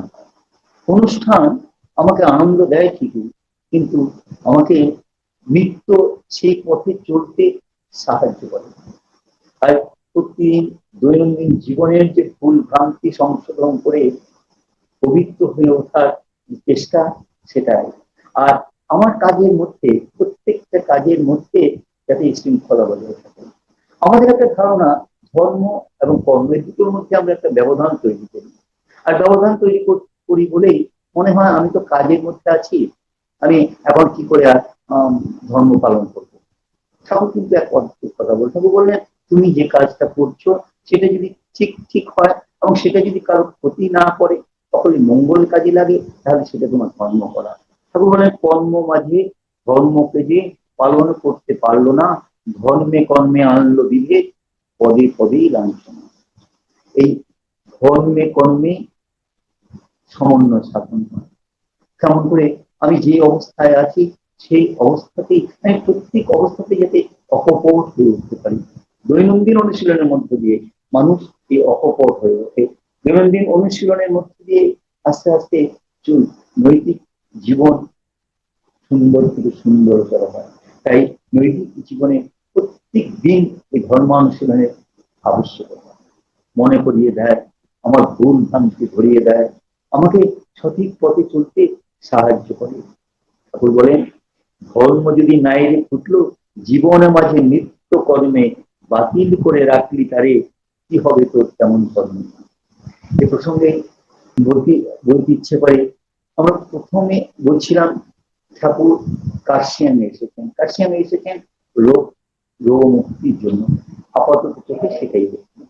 কিন্তু আস্তে আস্তে আমরা দেখলাম কেমন করে তিনি এখানে এসে ওই সাধারণ মানুষের সঙ্গে, তাই কেমন করে ওখানকার জনসাধারণের সঙ্গে, যেটা একটা বিচ্ছিন্ন জায়গায় অবস্থিত, তাদের সঙ্গে কেমন করে ঠাকুর মিশে গেলেন। তার আর শুধু তা নয়, সেখানেই দেখলাম, সেখানে গিয়ে তার রোগমুক্তি হলো না। তখন অনন্ত মহারাজ তার বাল্য বন্ধু সখা রাত্রি সারা রাত তার পদযুগল ধরে বলতে লাগলেন আমরা যাই চেষ্টা করি না কেন কিছুতেই ওষুধ পারবে না, তুমি বলে দাও কেমন করে তোমার ওষুধ পারবে। এই যে ব্যাকুলতা, এই ব্যাকুলতা থেকেই ভোরবেলা ঠাকুর অনন্তদাকে বলছেন আমাকে বাঁচাতে চাস, তাহলে হিমায়ত নিয়েছে। ব্যাকুলতা থেকেই আমাদের সঠিক পথের নির্দেশ আছে। এই দৈনন্দিন জীবনে এই ব্যাকুলতা, নিত্য অনুশীলনের মধ্য দিয়ে ব্যাকুলতা আছে। শুধু তা নয়, এখান থেকে তিনি হিমায়তপুর গেলেন, তবু তার জ্বর ছাড়ছে না। সেদিন আবার সেই কাতর প্রার্থনা, ব্যাকুল প্রার্থনা, কেমন করলে জ্বর সারবে। আমরা তো আমাদের মতো করে কত চেষ্টা করলাম, এবার দয়া করে আপনি সে কথা বলেছেন। ঠাকুর অনন্ত কাজে বলছেন তুই আমাকে ওষুধ দে। আমরা হাত জোর করে বলছেন আমি দিলে হবে না, আমি অনেক ওষুধ দিয়েছি, অনেক রকম চেষ্টা করেছি, আমি বিশ্বাস করি এই একমাত্র তুমি পারবে সারাতে। উনি বলুন তার কাছে কেমন করে নিজেকে সমর্পণ করেন, বিশ্বাস কেমন করে উজ্জ্বল হয়ে আসে। আর ঠাকুর তখন একটা সামান্য বায়োটনিকের কথা, ওষুধের কথা বললেন। অনন্ত দাস ওষুধ দিলেন, ঠাকুর সুস্থ হলেন। আপাতত চোখে তাই, কিন্তু মনে হয় এই যে তার প্রতি বিশ্বাস, আর সেই বিশ্বাস ভালোবাসা থেকে কেমন করে উত্তরণ হচ্ছে জীবনে। আর এই দৈনন্দিন জীবনে তার ধর্মানুশীলনের মধ্যেই প্রতিদিন প্রতি মুহূর্তে সেটাকে পালন করতে হবে। একদিন নয়, একটা সময় নয়, যত পালন করি ততই আমি আস্তে আস্তে পরিবর্তিত হই, পবিত্র হই, সুন্দর হই। আর সেটাই ধর্মানুশীলনের সার্থকতা। পারিপার্শ্বিকের সঙ্গে আমার সম্পর্ক সুন্দর হয়, কেননা ঠাকুর বলেন এই নৃত্য অনুশীলনের মধ্য দিয়ে পারিপার্শ্বিকের খবর নিতে ইচ্ছে করে, তারা কেমন আছে, কেমন করে ভালো থাকবে। আর এই সবই ধর্মানুশীলনের একটা অঙ্গ। এই নৃত্য পালন করার মধ্য দিয়ে সেই জীবন সুন্দর, পবিত্র এবং আনন্দময় হয়ে ওঠে। তাই আবশ্যকতা হচ্ছে ভীষণভাবে নৃত্যটাকে পালন করা, পোষণ করা। জয় গুরু। জয়গুরু। ধন্যবাদ জীবনদা। খুব প্রাসঙ্গিক একটা দিক আপনি আমাদের সামনে তুলে ধরলেন, যে আমাদের দৈনন্দিন যে যাপন, সেই যাপনে ধর্মানুশীলনটা কতটা প্রাসঙ্গিক, কতটা জরুরি। আসলে প্রকৃতির বিধানটাই এমন যে আমরা কেউ একা বাঁচতে পারি না। আমাদের এই প্রাকৃতিক পরিবেশ এবং সামাজিক পরিবেশ থেকে নিরন্তর একটা দেওয়া নেওয়া চলছে, একটা পারস্পরিকতার বন্ধনে আমরা আবদ্ধ হয়ে রয়েছি। সেখানে দাঁড়িয়ে যে কথাটা জীবনদা বলছিলেন, যে আচরণ বাক্যকর্ম বাঁচা বাড়ার উৎস হয়, সেটাই ধর্ম। আমরা এই যে পারস্পরিকতার বন্ধনে আবদ্ধ হয়ে রয়েছি, পরস্পর নিয়ে আমরা কোন ধরনের আচরণ করলে আমরা সবাই মিলে একসাথে বাঁচতে পারি, এইটার অনুশীলনটাই হচ্ছে ধর্মানুশীলন। আমাদের নিজেদের অস্তিত্ব টিকিয়ে রাখার জন্য আমাদের দৈনন্দিন যাপনটাকে সেইভাবে নিয়ন্ত্রণ করতে হয়, যা করলে স্বপরিবেশ আমরা বাঁচতে পারি, বাড়তে পারি। আর এখানেই দৈনন্দিন জীবনে ধর্মানুশীলনের প্রাসঙ্গিকতা নিহিত রয়েছে। ধন্যবাদ জীবনদা। জীবনদার এই কথার সূত্র ধরেই আমরা আসবো শিবানন্দদার কাছে। এখন এই যে আচরণ বাক্যকর্ম বাঁচা বাড়ার উৎস হয়, আমি ব্যক্তিগতভাবে কিছু ভালো আচরণ করি, তাহলেই তো ধর্মানুশীলন হলো। তাহলে এর সাথে আবার দীক্ষার কি প্রয়োজন আছে? কারণ আপনি আপনার কথার মধ্যে দীক্ষার কথাটা বলছিলেন বিশেষ করে, যে আমাদের জীবন চলায় দীক্ষার একটা বিশেষ গুরুত্ব আছে। তাহলে সেই জায়গায় দাঁড়িয়ে এই ধর্মানুশীলনের সাথে দীক্ষার সম্পর্কটা কি? ধর্মানুশীলন করতে গেলে কেন আমাকে দীক্ষা গ্রহণ করতে হবে, এই প্রসঙ্গটার উপরে যদি আপনি একটু আলোকপাত করেন শিবানন্দদা।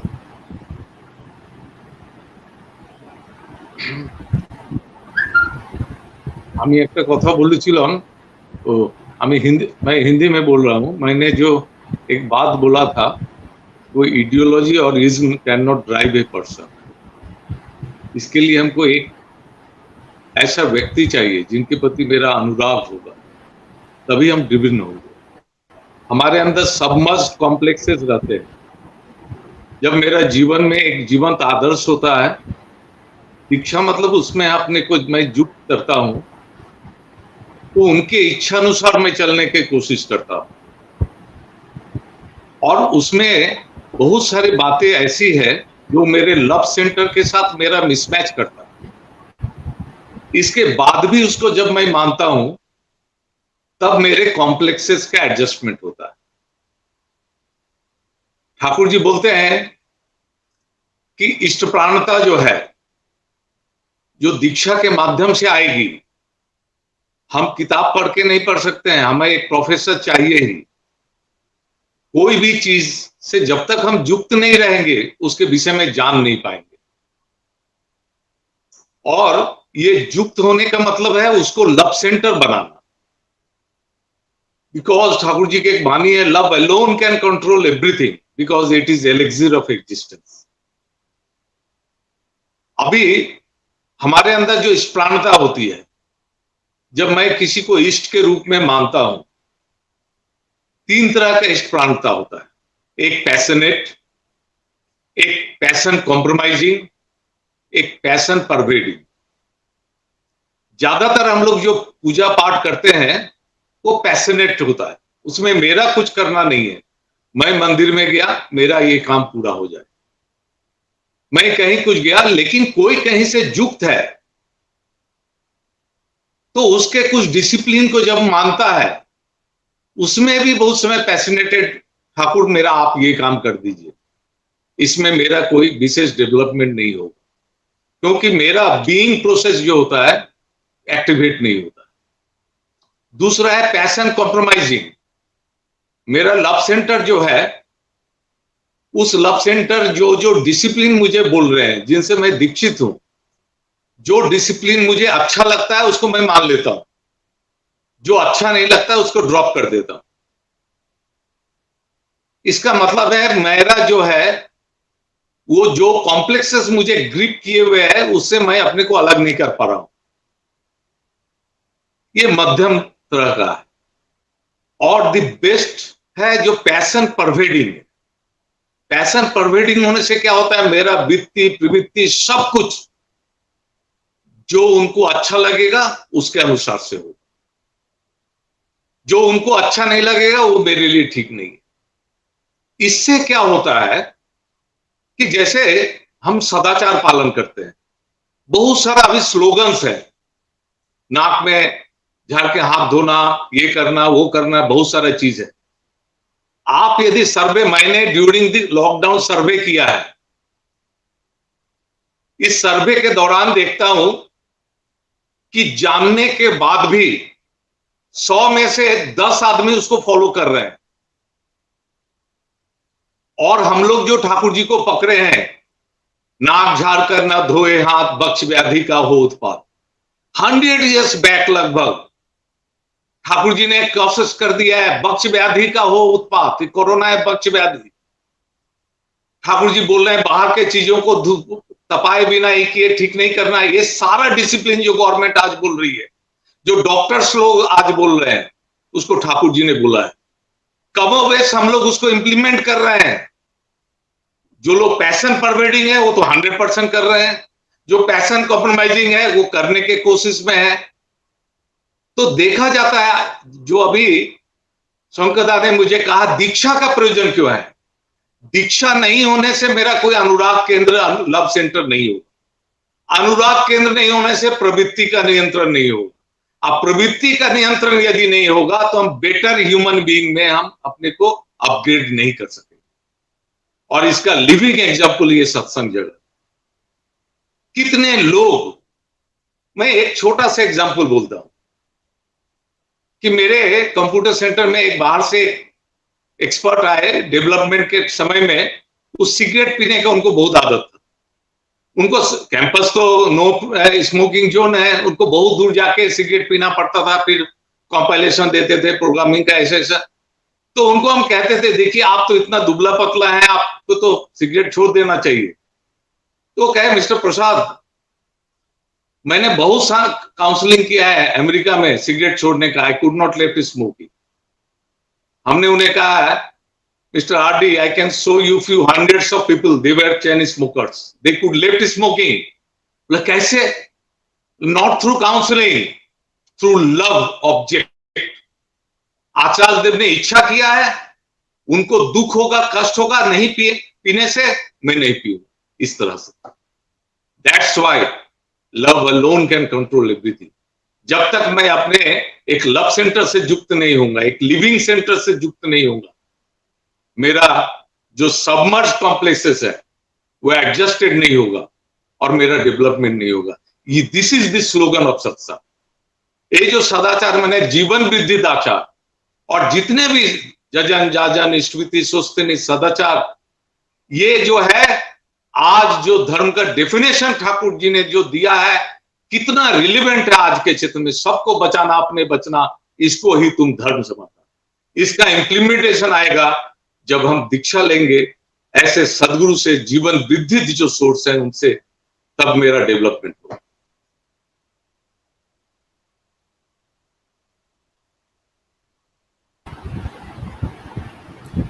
জয়গুরু শিবানন্দদা, ধন্যবাদ। একটা খুব গুরুত্বপূর্ণ প্রশ্ন যেটা আমাদের অনেকের মনেই কাজ করে, যে আমি ভালো কিছু আচরণ করব, মানুষের সাথে ভালো ব্যবহার করব, এটাই বুঝি যথেষ্ট। কিন্তু এটা যে যথেষ্ট নয়। ধর্মানুশীলনের মধ্যে যে বাঁচা বাড়ার অনুশীলনটা রয়েছে, সেই বাঁচা বাড়ার অনুশীলন করতে গেলে একটা নিয়ন্ত্রিত যাপনে অভ্যস্ত হতে হয়, আমার প্রবৃত্তিগুলোকে নিয়ন্ত্রণ করতে শিখতে হয়।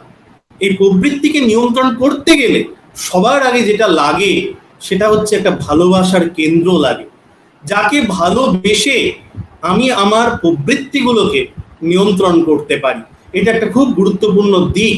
এই ভালোবাসার কেন্দ্রটাকে জীবনে প্রতিষ্ঠিত করার জন্যেই দীক্ষার প্রয়োজন। খুব গুরুত্বপূর্ণ একটি প্রসঙ্গ আমরা সদ্য শিবানন্দদার কাছ থেকে শুনলাম। তার কাছে আরেকটি প্রশ্ন নিয়ে আমরা আসবো, তার আগে একবার আমি ফিরে যাব বিশ্বজিৎ দার কাছে। বিশ্বজিৎ দা তার আলাপনের মধ্যে একটা কথা বলছিলেন যে অধুনাতন যিনি তাকে জীবনে গ্রহণ করতে হয়। এই জায়গায় দাঁড়িয়ে বিশ্বজিৎ দার কাছে আমার যে প্রশ্ন, যে how can you suggest that all the past prophets are consummated, especially in him, I mean Sisi Thakur, not in others? Over to you, Vishwajit.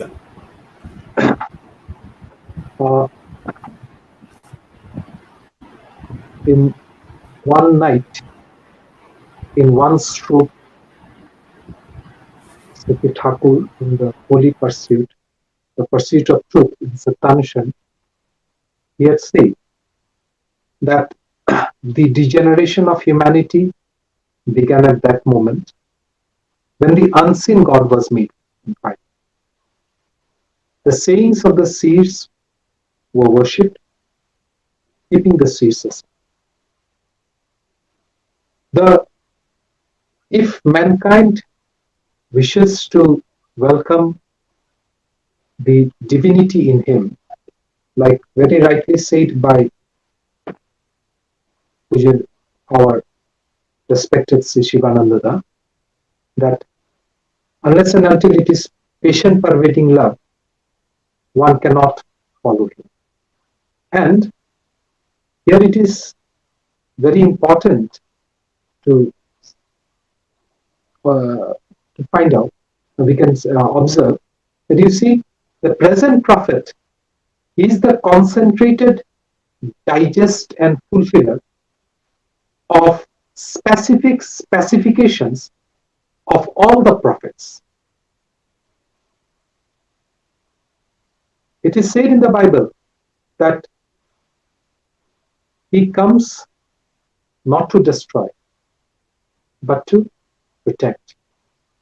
And that is why the forerunners is Sri Thakur is the meaningful advent for the present, the message of life and growth and rescue for all, which is not limited by time. There are many friends, close friends of mine. I belong to a Christian state. Many my close friends, they have been initiated to Sri Thakur. One of them was initiated by Pujyapat Sri Bavaida. Then he had asked Bavaida that while doing meditation at the root of the nose, at the Agya Chakra, can I think about Jesus? Sri Bavaida said that, you see, this idea has been brought to us by Sri Thakur, who is your guide and goad to love Jesus completely. Remember, my brother, you are to visit the church, you are to read the Bible, but you are to how to love Christ, how to follow his dictums in your life.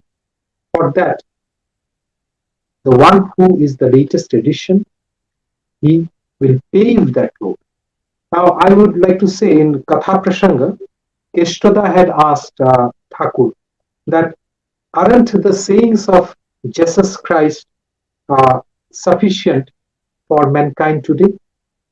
Sri Thakur at that moment said that even though Jesus had dealt on the fundamental things, a lot of things had remained unspoken. And this is from time immemorial. because according to the time and conditions of the people living in the society, the redeemer of the age, they come upon and they speak according, and they give the remedies that by the diseases by which man suffers in that particular time. So many things have been left unspoken. Like at the very beginning, Rajuda had said that he has given 80,000 verses. Now, in all these, what is that?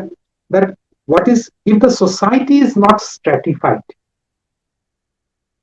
and grouped together by to the characteristics and propensities of individuals, and marriage systems aren't evolved in accordance with that, then the foundation of the society becomes weak.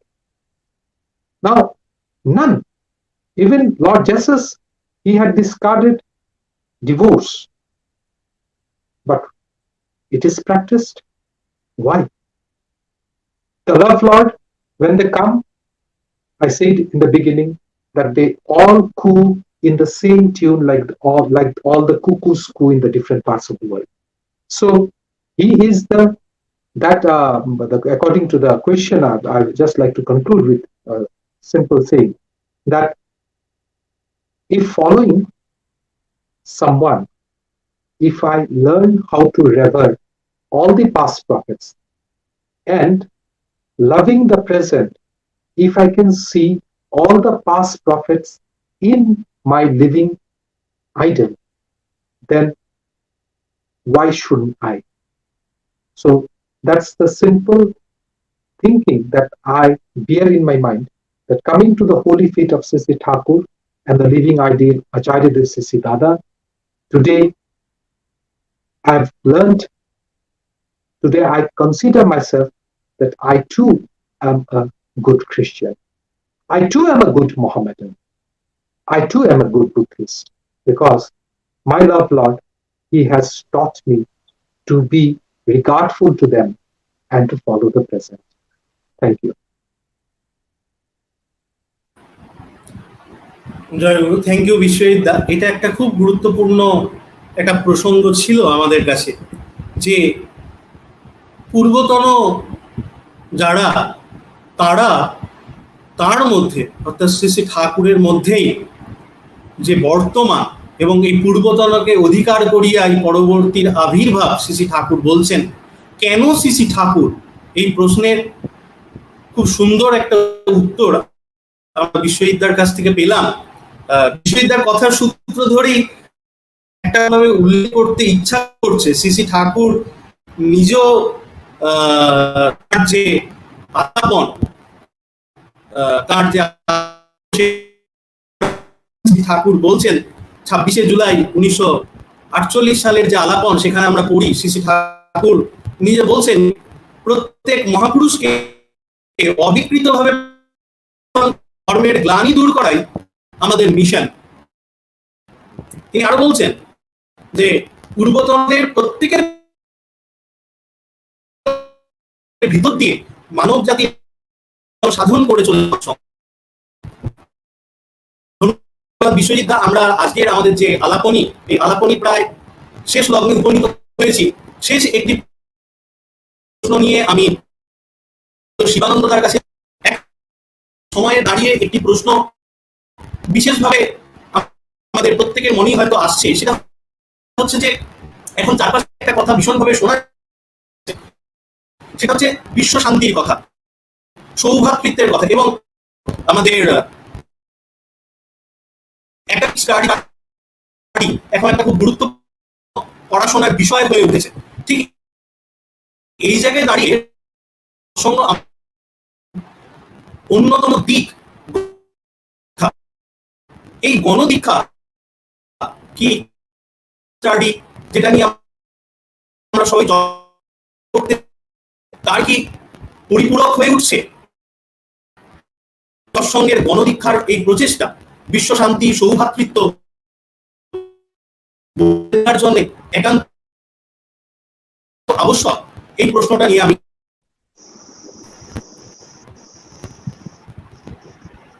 শিবানন্দদা। दीक्षा के विषय में शंकरदा बोल रहे हैं। बात यह है कि यूनिवर्सल ब्रदरहुड आने के लिए कॉमन फादर का जरूरत है। अभी विश्वजीत दास जो बोल रहे थे उसमें एक बात और जोड़ता हूं। ठाकुर जी बोलते हैं all the profits of the past converge and awaken in that of the present. Love to him is love to all in the worship of God. तो जो प्रॉफिट ऑफ द एज हैं वो फुलफिलर द बेस्ट होते हैं। ये जो दीक्षा हम लोग जो दीक्षा गण दीक्षा की बात कहते हैं, श्री ठाकुर जी ने कहा है initiation is the root of organisation, otherwise organisation is false. हम लोग कि आचार्य देव श्री दादा बार बार ये जो गण दीक्षा की बात बोल रहे हैं, क्योंकि मैं नहीं चाहता हूं मेरा जीवन में कोई केंद्र हो, क्योंकि उसमें बहुत सारा प्रॉब्लम है। यदि मेरा गॉड आकाश में स्काई गॉड है तो मेरा चलने में बहुत सुविधा है। जो इच्छा सो खाया, जैसा इच्छा वैसा चला। कहीं 3 ठो नारियल फोड़ दिया, कहीं 4 टीका लगा दिया, कहीं 2 चक्कर लगा दिया, कभी सोमवार मंगलवार मान लिया, जिस समय जो मिल रहा है कर रहा। और यदि मेरा जीवन concentric to a living ideal होता है तो मेरे अंदर में एफर्ट्स होता है वो क्या चाहते हैं मैं वैसा चलूं। Just like street dog and master dog की तरह। मेरा जीवन में यदि मालिक है तब क्या होगा, मैं लावारिस माल बन के रहना नहीं पड़ेगा। क्या होता है लावारिस माल, जो भी मिला उसको ठोकर मारता चला गया। लेकिन ऐसा माल जिसका मालिक है जो ही कुछ ठोकर मारने आ रहा है उसको रोक दे रहा है। तो मेरा वृत्ति प्रवृत्ति जो भी हमारे अंदर आती है वहां पे हमको वो ठोकर देते हैं। इसलिए ठाकुर हम लोग कहते हैं, इसलिए ठाकुर। और गण दीक्षा इसलिए चाहिए कि मास जो है, ठाकुर जी कहते हैं आइडियल इंडिविजुअल इन्वायरमेंट, तीनों का कोऑर्डिनेशन चाहिए। मेरा आइडियल है नहीं चलेगा, इन्वायरमेंट से मेरा एग्जिस्टेंस है। आज कोरोना काल में हम लोग समझ रहे हैं कि मेरे घर में सब्जी देने वाला यदि इन्फेक्टेड है तो मैं भी इन्फेक्टेड हो जाऊंगा। मैं जहां काम कर रहा हूं उन लोग यदि स्वस्थ नहीं है तो मैं भी स्वस्थ नहीं रहूंगा।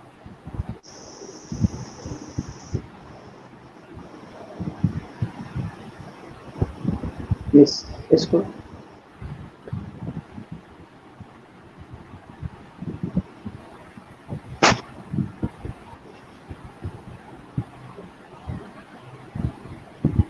इसीलिए ठाकुर जी ने कहा है जो दूसरों की मंगल का एनवायरमेंट यदि ठीक नहीं होगा मैं ठीक नहीं रह पाऊंगा। और मास लेवल में यदि हम लोग नहीं करेंगे उसका इंपैक्ट हम लोग देख रहे हैं, इसका डिमोन्स्ट्रेशन देख रहे हैं। त्रिपुरा में हम सुनते हैं जो सब जगह में मास इनिशिएशन हुआ है उसका पूरा सोशल लाइफ का फैब्रिक बदल गया है। जहां 12 घंटा 14 घंटा कर्फ्यू रहता था, आज वहां से कर्फ्यू उठ गया है। बहुत सारे ऐसे जगह है जहां जहां मास इनिशिएशन हुआ है, जहां परसेंटेज ऑफ सत्संगीज बहुत ज्यादा है, वहां का क्राइम रेट ड्रॉप किया है। इसीलिए हम लोगों के सामने इलस्ट्रेशन है।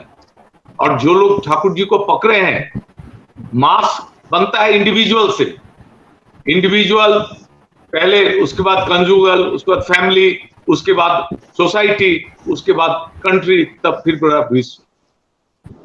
तो इंडिविजुअल लाइफ जब ठीक होगा तो कंजुगल लाइफ भी ठीक हो सकता है। और जब हमारा दाम्पत्य जीवन सुंदर होगा, पारिवारिक जीवन सुंदर होगा और सामाजिक जीवन सुंदर होगा, फिर राष्ट्र जीवन सुंदर होगा। इसलिए मास इनिशिएशन नहीं होता है। हम ये जो फुलफिलर द बेस्ट है, आज मुझे लगता है ठाकुर जी ने जो सदाचार की बातें दे करके गई है 100 साल पहले, यदि उन बातों को यदि मैं ईच एंड एवरी इंडिविजुअल तक पहुंचा देता तो इस तरह से इन्फेक्टेड लोग नहीं होते। जिस तरह से आचार्य देव इस परिवेश परिस्थिति में भी हम लोगों को मास इनिशिएशन की बात बोले हैं, बात बहुत पहले बोल के रखे थे। हम लोग यदि उस ढंग से इंप्लीमेंट करते तो आज ही परिस्थिति नहीं होता। कल्प्रिट अपने को लगता है एक भी आदमी यदि deprived of the resources of being and becoming है तो उसके लिए हम दायी हैं, क्योंकि we have got all the resources. कैसे बचना है, कैसे बढ़ना है, ठाकुर के माध्यम से। हर आदमी का innate hankering of being and becoming हर एक आदमी के अंदर में है। यदि हर एक आदमी के अंदर में है तो हर एक आदमी तक पहुंचना है ठाकुर जी की बात, और हर एक आदमी तक पहुंचना है तो गण दीक्षा के माध्यम से ही पहुंचेगा। इसीलिए ये एकदम से ही जरूरी है ठाकुर जी का डिसिप्लिन सब तक पहुंचे, हर आदमी उनसे कनेक्ट हो। No one can deprived of him. कोई कह नहीं सके मुझे बचने बढ़ने का पाथ नहीं मिला। ये कोई पुरुषोत्तम युग पुरुषोत्तम कोई संगठन 5 करोड़ 10 करोड़ लोगों का करने नहीं आते हैं। वो ईच एंड एवरी इंडिविजुअल के बीइंग एंड बिकमिंग के लिए आते हैं। इसीलिए ये तब तक नहीं होगा जब तक हम गण दीक्षा के माध्यम से नहीं बढ़ेंगे। शंकरदीप গুরু ধন্যবাদ শিবানন্দ দাকে। একটা খুব গুরুত্বপূর্ণ প্রসঙ্গ তিনি আমাদের সামনে তুলে ধরলেন। এই ভুবনায়নের সময়ে দাঁড়িয়ে বা গ্লোবালাইজেশন পিরিয়ডে একটা কথা আমরা প্রায়শই শুনে থাকি, বলা হয় যে আমরা এখন গ্লোবাল ভিলেজের নাগরিক। এই গ্লোবাল ভিলেজের সবাইকে এক আদর্শে, এক প্রাণতার মমত্বে ঐক্যবদ্ধ করার ক্ষেত্রে সৎসঙ্গের এই যে গণদীক্ষার প্রয়াস, নিঃসন্দেহে এটা একটা দিশা দেখাচ্ছে। আমরা পরম প্রেমময় শ্রী শ্রী ঠাকুরের জীবন দর্শন এবং সৎসঙ্গ আন্দোলন সম্পর্কে এতক্ষণ আলাপচারিতা করছিলাম সৎসঙ্গের 3 বিশিষ্ট ব্যক্তির সাথে। আমরা আজকের এই যে আলাপন, সেই আলাপন থেকে আমাদের সামনে সৎসঙ্গের যে কর্মধারা, শ্রী শ্রী ঠাকুর আমাদের যে জীবন দর্শনের কথা বলেছেন তার একটা স্পষ্ট ছবি, একটা স্পষ্ট রূপরেখা আমাদের কাছে উঠে এলো। আজ সৎসঙ্গ আন্দোলন একটা বিশ্বব্যাপী এক জীবনপন্থী আন্দোলনে পরিণত হয়েছে, যার বর্তমান কাণ্ডারি হচ্ছেন আচার্যদেব শ্রী শ্রী দাদা। যারা সত্তাকে ভালোবাসে, জীবনের বর্ধনা চায়, তাদের মিলন ক্ষেত্র এই সৎসঙ্গ। এখন ধন্যবাদ জ্ঞাপনের পালা। আমাদের সাথে দীর্ঘক্ষণ আলাপচারিতায় ছিলেন